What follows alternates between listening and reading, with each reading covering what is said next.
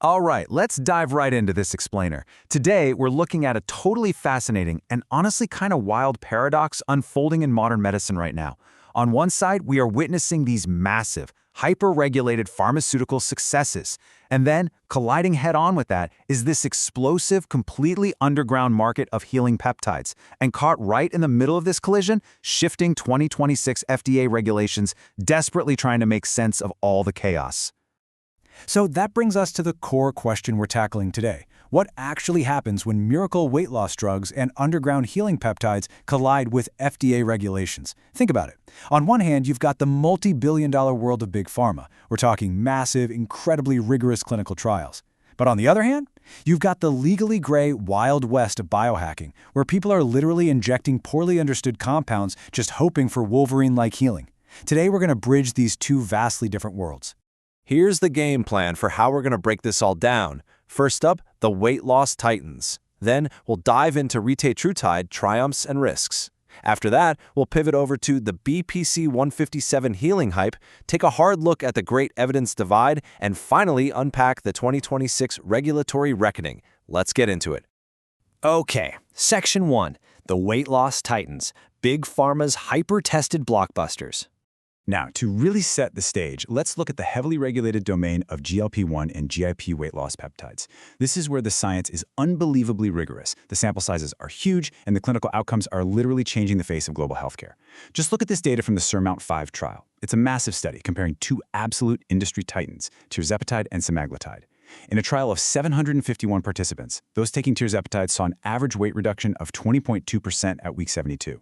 Semaglutide came in at 13.7%. I mean, pause for a second and imagine losing 1/5 of your entire body weight. We are talking about staggering, scientifically verified transformations here. Moving right along to Section 2, Retatrutide, triumphs and risks, the next generation triple agonist. With Retatrutide, Eli Lilly is pushing the clinical boundaries even further. This compound doesn't just target one or two receptors like the drugs we just mentioned. It's a triple agonist targeting three: GIP, GLP-1, and glucagon. And the data coming out of the recent Phase 3 TRIUMPH-4 trial, it is absolutely turning heads. Just look at this number, 28.7%. That is the average body weight lost by participants on the highest 12 milligram dose of Retatrutide over just 68 weeks. To put that into real human terms, that's an average of 71.2 pounds lost per person.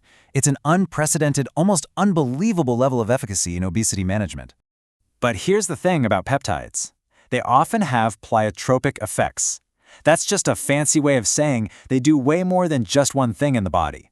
So, Retatrutide isn't just a weight loss drug. In that exact same trial, it actually reduced knee osteoarthritis pain by a whopping 75.8%. More than 1 in 8 patients were completely free of knee pain by the end of it. So we're seeing massive improvements in physical function right alongside that weight reduction. It's a real game changer. However, extreme efficacy can sometimes come with some pretty complex new side effects. During the TRIUMPH-4 trial, a brand new safety signal emerged called dysesthesia. Basically, this is an abnormal sense of touch that causes totally normal sensations to feel unusual or even painful. And this wasn't just a handful of people. That affected up to 20.9% of patients on that highest dose, compared to less than 1% on the placebo. So it's a stark reminder, right? Even in these highly controlled, heavily monitored settings, when we push human biology to its absolute limits, we need incredibly careful medical oversight. Which brings us to Section 3, the BPC 157 healing hype, the underground healers. All right, now we are leaving those multi-million-dollar big pharma clinical trials completely behind us, and we're stepping right into the Wild West of tissue-healing peptides. We're going to focus on arguably the most hyped one out there right now, BPC 157. So what exactly is this stuff? Well, it's a 15 amino acid synthetic peptide originally derived from protective proteins found in, of all places, human stomach acid. Turns out your stomach acid has a pretty incredible silver lining. If you look online, you'll see it everywhere referred to as the Wolverine peptide. And the premise behind it is undeniably fascinating.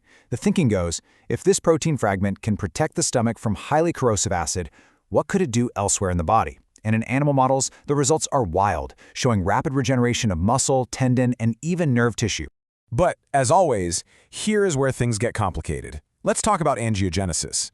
This is the physiological process where new blood vessels form from pre-existing ones. This is actually the exact mechanism that makes BPC-57 so seemingly effective at healing, say, a torn muscle. It basically builds a massive new blood supply to speed up the repair process. But, and this is a huge but, there is a terrifying paradox here.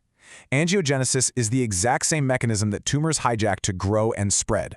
So without proper human safety data, we are completely in the dark.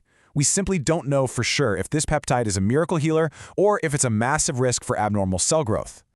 Let's look at Section 4, the Great Evidence Divide, Lab Rats versus Human Trials. Remember those pharmaceutical blockbusters we just discussed? They rely on massive, thousand-strong clinical trials. But when we switch gears to experimental peptides like BPC-157, there is an incredibly alarming lack of published human data. Let's just walk through the stark reality of this divide. As of 2026, there are only three published human pilot studies for BPC-157. Across all of them combined, fewer than 30 total human subjects have ever been studied. There are absolutely zero randomized placebo-controlled trials. And honestly, perhaps the most concerning part, the largest Phase 1 human safety trial for this was abruptly canceled back in 2016, and they gave zero public explanation for it. So we literally do not have the foundational human data on dosing, pharmacokinetics, or long-term safety.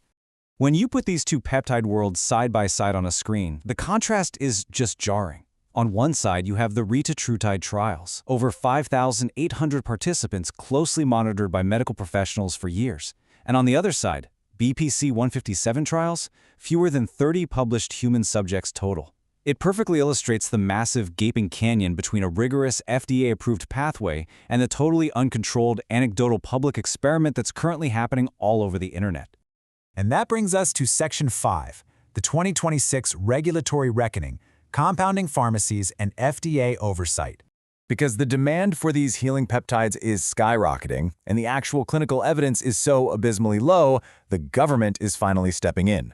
Regulators are trying to figure out how to control access and actually protect patients. In this quote right here, this is exactly why regulation matters so much. Studies on similar unregulated products have found that up to 58% of them were contaminated with something else. 58%! When people go online and buy peptides from shady research chemical vendors, they literally have no idea what is actually in that vial. It could be bacteria, it could be heavy metals, or it could be a completely different drug altogether. It just highlights the massive glaring dangers of sourcing from the black market and exactly why regulated 503A compounding pharmacies are absolutely critical for patient safety. Now, what's really interesting about this slide is how it breaks down the FDA's compounding categories. This is how they're managing the chaos. Category 1 means a peptide is under active evaluation, but it is legally compoundable if you have a prescription. And recently, BPC-157 and TB500 were actually moved back into this category. On the flip side, Category 2 means the FDA has significant safety concerns and compounding is strictly restricted. This is where peptides like follistatin 344 currently sit. So this clearly maps out the boundaries of what licensed pharmacies can and cannot legally produce. And things are moving fast. Let's look at this regulatory timeline for 2026. Back in February, the HHS secretary announced that 14 peptides, including BPC-157, were moving back to Category 1. Then, moving into Q2, we're expecting a formal FDA reclassification guidance draft. July 2026 is going to be the really critical window here, because that's when we'll see public hearings with the Pharmacy Compounding Advisory Committee. And finally, the final rule publication is expected in Q3. Basically, this whole timeline is an attempt to bring these highly sought-after compounds back into the legal, prescription-only fold under actual medical supervision. But hold up, we really need to clarify a crucial misconception right here. Category 1 reclassification is not FDA drug approval. Not even close. These remain experimental, off-label therapeutics that absolutely require medical oversight. Just because a compounding pharmacy can legally make BPC-157 with a doctor's prescription now, does not mean it magically has the safety and efficacy data of a pharmaceutical titan like Retatrutide. That massive evidence gap we talked about, it still very much exists. Which leaves us with one final, pretty provocative thought.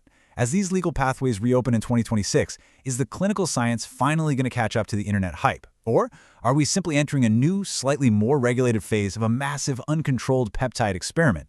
It's this incredible tension between medical innovation and patient safety, and it's a space you are definitely going to want to keep watching. Thanks so much for joining me on this explainer, and I'll see you next time.